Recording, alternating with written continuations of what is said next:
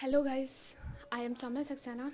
Today we are going to start a new chapter which is land, soil, water, natural vegetation and wildlife resources. This is the first lecture and in this lecture we will cover land. So let's begin. Topics to be covered in this video: land, land use, classification of land, depletion of land, conservation of land. So let's begin. Land natural resources land जो एक natural resource है it covers 30% area of earth's crust. ये 30% earth's crust का 30% area जो होता है वो land होता है.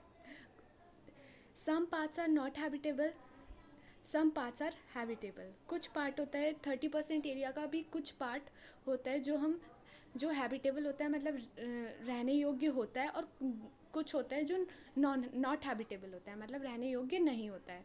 नॉट हैबिटेबल पार्ट में रग्ड टोपोग्राफी हो गई, डेजर्ट एरियाज़ हो गए, फॉरेस्ट एरियाज़ हो गए, एक्सेट्रा. हैबिटेबल पार्ट में प्लेन्स एंड रिवर वैलीज़ हो गई. प्लेन्स एंड रिवर वैलीज़ इसलिए हैबिटेबल हैं क्योंकि यहाँ पे एग्रीकल्चर ईजिली किया जा सकता है, इसलिए यहाँ पे ज़्यादा पॉपुलेशन भी होती है. Next, land use.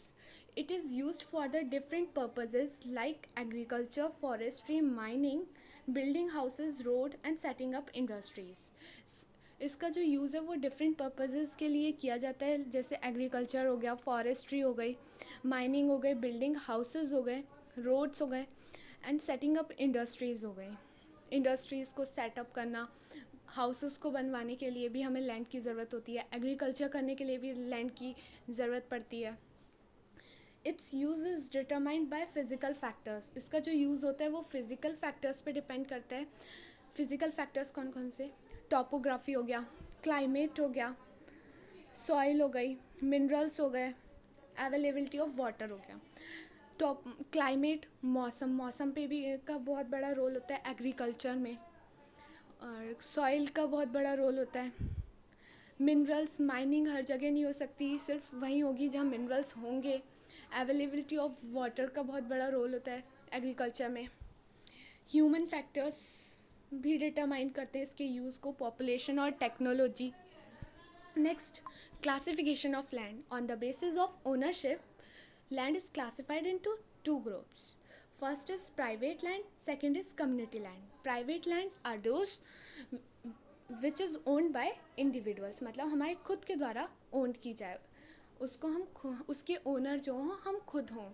जैसे हाउस हो गए, अपने हाउस के ओनर्स हम ही होते हैं, अपने घरों के मालिक हम ही लोग होते हैं ना. एग्रीकल्चर के लिए जो हम लैंड यूज़ करते हैं वो भी हमारी खुद की होती है. Community land owned by community for common uses, मतलब उसका जो ओनर होंगे वो कोई एक पर्टिकुलर इंसान नहीं होगा, पूरी एक कम्युनिटी होगी. उसका यूज़ कॉमन, सभी लोग, कोई भी उसका यूज़ कर सकता है. Like examples, collection of food, fruits, herbs and nuts के लिए मतलब यूज़ की जाती है. These are also known as community property resources. ऐसी लैंड्स, कम्युनिटी लैंड्स को हम कम्युनिटी प्रॉपर्टी रिसोर्सेज भी कहते हैं. Next, depletion of land. People and their demands are increasing, but the availability of water is limited. Pupils और उनकी demands बढ़ती जा रही हैं, लेकिन जो लैंड की अवेलेबिलिटी है वो लिमिटेड है. Pupils start encroaching common lands to build up commercial areas, house complexes and to expand the agricultural land. Pupils start करते हैं encroach करना कॉमन लैंड्स को, कॉमर्शियल एरियाज़ बनवाने के लिए, हाउस कॉम्प्लेक्सेस बनवाने के लिए, एग्रीकल्चर लैंड को एक्सपेंड करने के लिए. Land degradation, landslides, soil erosion, desertification are the major threats to the environment. Land degradation, landslides और सॉइल इरोजन एंड डिजर्टिफिकेशन जो है वो बहुत बड़ा रोल प्ले करते हैं डिप्लेशन ऑफ लैंड में, because of the expansion of agriculture and construction activities. ऐसा इसलिए होता है क्योंकि एग्रीकल्चर के बढ़ने, ज़्यादा मतलब एक्सपेंड होने से, और कंस्ट्रक्शन एक्टिविटीज़ के बढ़ने से. Next, conservation of land. Land को हम कंजर्व कैसे कर सकते हैं? Present rate of degradation of land must be checked. मतलब जो लैंड का डिग्रेडेशन का प्रेजेंट रेट है उसको चेक करके Afforestation, land reclamation, regulated use of chemical pesticides and fertilizers. Afforestation मतलब पेड़ लगा के हम कैसे उसको लैंड बचा सकते हैं। तो उसकी पेड़ की जो रूट्स होती हैं वो जब फैलती हैं तो जो मतलब सॉइल हवा में उड़ती है या फिर नीचे से डैमेज होने लगती है, तो वो सब नहीं होगा। लैंड